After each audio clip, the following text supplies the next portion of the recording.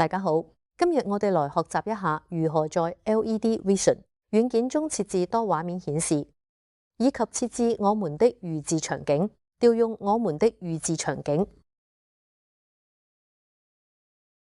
打開軟件之後，點擊屏幕配置，點擊發送器設置。在呢個界面，我們能見到我們使用的設備型號以及接入的信號源情況。在信號源底下有一個輸出模式，左邊第一個是單畫面，右邊是雙畫面，再往右邊是三畫面。我們點擊雙畫面，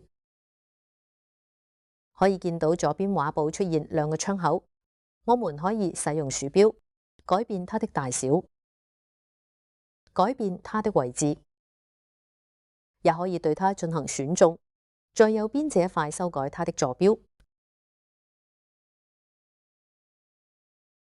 改變它的大小。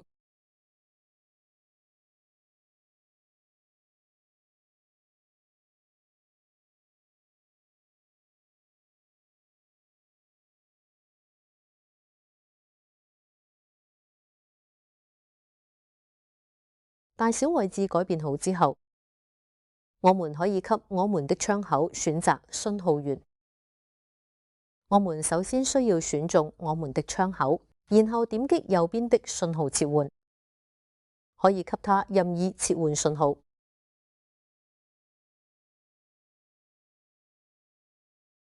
呢一切做完之後，我們點擊左上角的保存場景。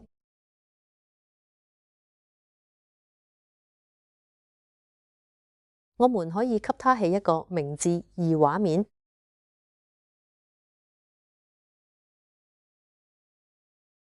咁樣就成功的將我們呢個2畫面窗口進行了保存。然後後期如果我們需要調用的時候，我們點擊左上角預置管理。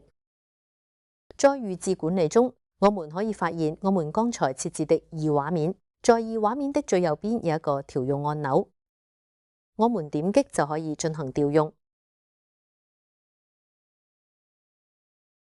OK，這就是我們今天的內容。